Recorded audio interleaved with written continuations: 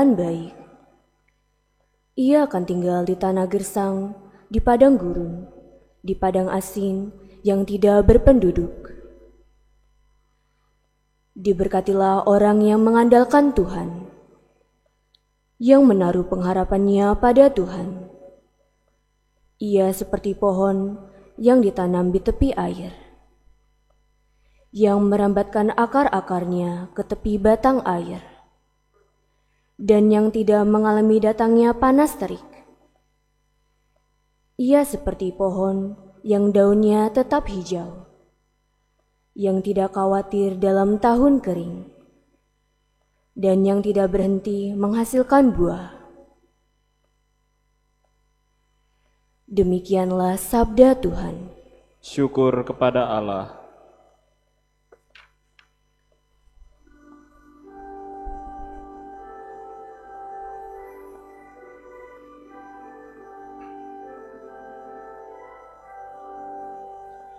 Berbahagialah orang yang menaruh kepercayaan pada Tuhan. Berbahagialah orang yang menaruh kepercayaan pada Tuhan. Berbahagialah orang yang tidak berjalan menurut nasihat orang fasik, yang tidak berdiri di jalan orang berdosa, dan yang tidak duduk dalam kumpulan kaum pencemooh, tetapi yang kesukaannya ialah hukum Tuhan, dan siang malam merenungkannya. Berbahagialah orang yang menaruh kepercayaan pada Tuhan. Ia seperti pohon yang ditanam di tepi aliran air, yang menghasilkan buah pada musimnya, dan daunnya tak pernah layu. Apa saja yang diperbuatnya berhasil. Berbahagialah orang yang menaruh kepercayaan pada Tuhan. Bukan demikianlah orang-orang fasik. Mereka seperti sekam yang ditiup angin. Sebab Tuhan mengenal jalan orang benar, tetapi jalan orang fasik menuju kebinasaan. Berbahagialah orang yang menaruh kepercayaan pada Tuhan.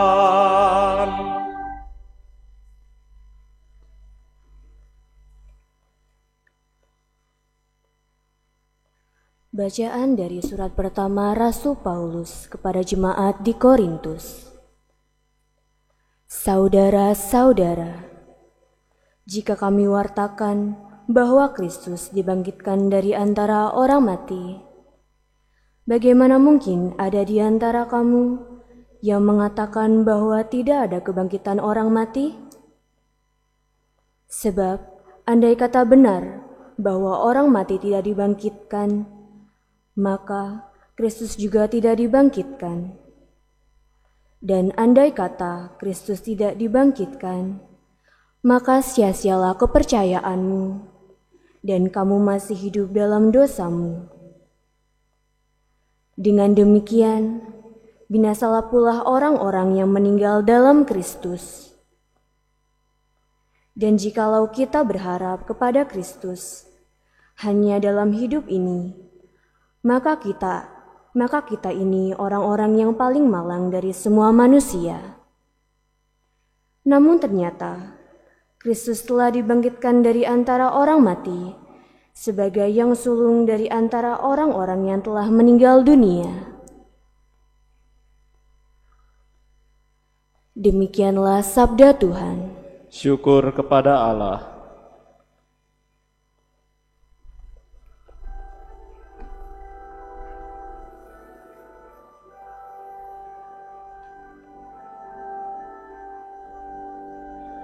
Alleluia, alleluia, alleluia. Alleluia, alleluia, alleluia. Bersukacita dan bergembiralah sabda Tuhan, sebab besarlah ganjaran-Mu di surga.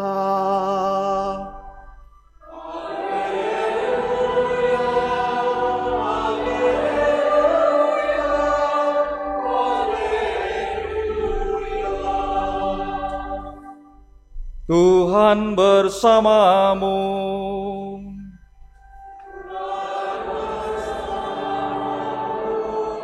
Inilah Injil suci menurut Lukas.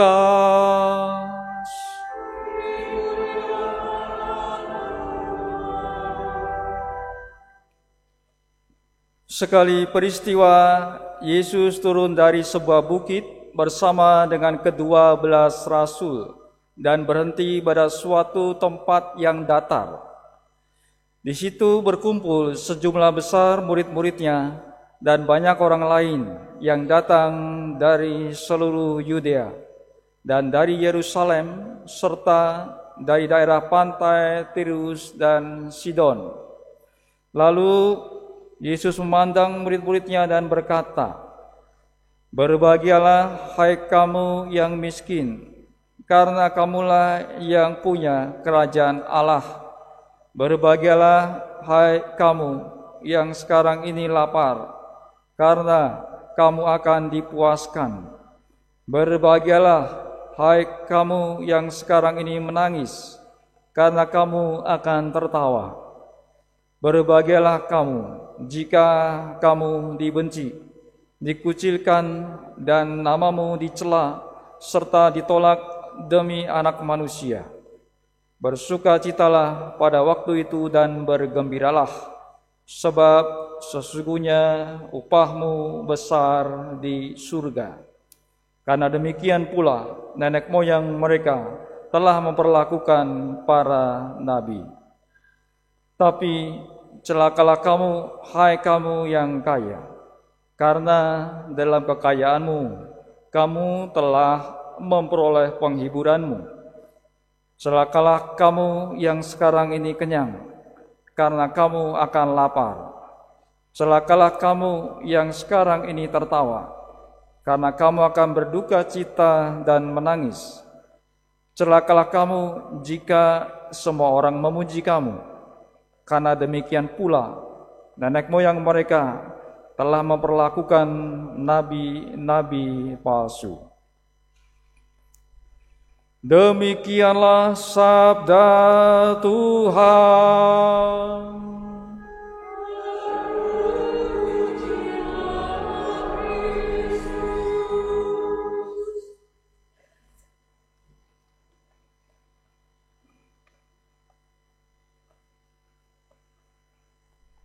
Saudara-saudari, anak-anak yang terkasih, sabda bahagia baru saja kita dengar dari Injil Lukas bab 6. Tadi disampaikan oleh Yesus, "Berbahagialah hai kamu yang miskin." Kalau secara penalaran manusia, apakah masuk nalar dikatakan bahwa yang miskin itu berbahagia? Bukannya kalau miskin itu justru menderita dan juga susah untuk bahagia. Tentu ketika Tuhan menyampaikan sabda ini, Yesus mengatakan sabda bahagia ini ada maknanya. kita akan berusaha tentu saja merenungkan kata-kata Tuhan ini dalam hidup kita sebagai orang beriman. Yang dinamakan berbahagia, yang disebut miskin, artinya adalah mereka yang mau mengandalkan hidup kepada Allah. Mungkin pada waktu itu orang-orang miskin itu tidak memiliki daya, tidak memiliki kekuatan, dan mereka hanya mampu mengandalkan Allah dalam hidup mereka. Mereka hanya tergantung kepada Allah, dan mereka sungguh berharap kepada belas kasih dari Allah. Sehingga ketika hati mereka terbuka, mereka mau terus berharap kepada Allah, dikatakan mereka itu berbahagia. Orang-orang itu terus mencari Allah dalam hidup. Dan kiranya itu dapat diterapkan dalam diri kita masing-masing. Kalau kita merasa bahwasanya kita ini miskin secara batin, miskin secara rohani, artinya kita mau mengandalkan Allah dalam hidup ini. Kita mau terus berharap kepada Allah. Kita haus akan Allah. Kita terus mencari Allah dalam hidup ini. Sehingga disitulah letaknya Tuhan mengatakan berbahagialah. Karena kita tidak mengandalkan hal-hal yang di luar Allah dalam hidup ini. Tidak sekedar mengandalkan harta benda, kemampuan kita, skill kita, kehebatan kita, tetapi kita mau mengandalkan Allah dalam hidup ini, terus berharap kepada Allah. Maka Yesus mengatakan berbahagialah. Kalau di Mazmur tanggapan tadi yang dinyanyikan tadi menarik juga untuk kita renungkan. Disampaikan tadi bahwasanya berbahagialah yang menaruh kepercayaan kepada Tuhan, kepada Allah. Nah, dikatakan di situ berbahagialah yang menaruh kepercayaan kepada Allah. Kalau kita percaya kepada Allah, kita pun sesungguhnya sudah dikatakan berbahagia, atau kita dapat dikatakan terberkati. Nah, itulah saudara-saudari kiranya dapat kita maknai melalui sabda bahagia. Maka saudara-saudari yang terkasih, anak-anak sekalian, melalui sabda dari Yesus ini kita diingatkan oleh Tuhan sendiri bahwasanya dalam hidup kita setiap hari kita senantiasa mampu dikuatkan dalam situasi apapun. Ketika kita berkecukupan, ketika kita berkekurangan, kita pun sesungguhnya mampu atau dapat terus berbahagia karena kita terus berharap kepada Allah. Ketika hidup kita di atas, di puncak, dan segala sesuatu lancar, hendaknya kita tetap mawas diri, hati-hati, waspada, tetap mengenal Allah dalam hidup ini, tetap percaya kepada kehendak Allah. Karena kalau Allah berkehendak seperti berjentikan jari, tik, nah, begitu hidup orang dapat berubah. Ya, kalau Allah mengendaki hidup orang berubah, tiba-tiba dapat terjadi. Dari yang tadinya mujur menjadi malang. Sebaliknya, yang tadinya malang menjadi mujur, menjadi berkelimpahan, itu dapat terjadi. Kalau kita orang beriman bahwasanya Allah mampu membuat segala sesuatu menurut kehendaknya. Maka sikap hati kita menurut hemat saya yang dapat diusahakan adalah seterusnya sabda-sabda tadi. Menaruh kepercayaan kepada Allah, mengandalkan Allah dalam hidup ini, dan juga terus berusaha dalam hidup ini mencari Allah, haus akan Allah, selalu berusaha dekat dengan Allah, berusaha dekat dengan Tuhan, dengan Kristus. Sehingga ketika kita mengusahakan itu dalam situasi apapun, mujur, malang, susah, senang, sakit, sehat, kita akan senantiasa menjadi terberkati. Karena kita masih punya harapan, kita masih punya andalan, yaitu Allah sendiri yang kita andalkan. Bukan diri kita sendiri yang lemah, bukan diri kita sendiri yang dikatakan dalam tanda kutip miskin. Akan tetapi masih ada kekuatan lain yang lebih besar daripada kita, yang mampu menguatkan diri kita. Nah, dalam tahun jubileum ini menarik temanya, yaitu peziarah pengharapan, Pilgrims of Hope. Artinya kita diajak untuk terus memiliki harapan dalam hidup ini. Bahwasanya sebagai orang beriman harusnya terus memiliki yang namanya harapan. Tidak putus asa, patah arah menghadapi segala situasi yang menimpa hidup ini betapapun sulitnya. Karena kita terus mampu berharap kepada Allah yang berbelas kasih, Allah yang memberikan kekuatan serta perlindungan dalam hidup kita sebagai orang beriman. Maka dasar harapan kita adalah iman. Iman kita bahwa Allah Kristus Sang Juru Selamat itu datang ke dunia untuk memberikan keselamatan kepada kita. Maka kalau kita percaya kepada Allah, kepada Kristus Sang Juru Selamat, tentu kita akan memperoleh karunia daripadanya.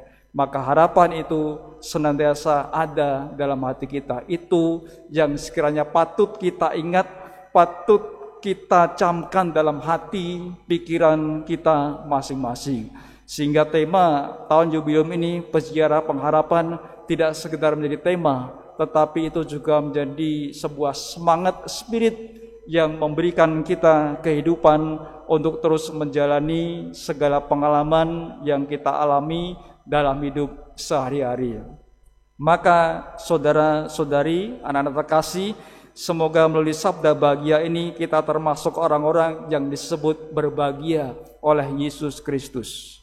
Karena kita mau merendahkan diri di hadapan Allah, kita mau menyerahkan diri kepada Allah, mengandalkan Allah dalam hidup ini, terus berharap kepada Allah, terus membuka hati kita tanpa merasa sombong, tanpa merasa keras hati.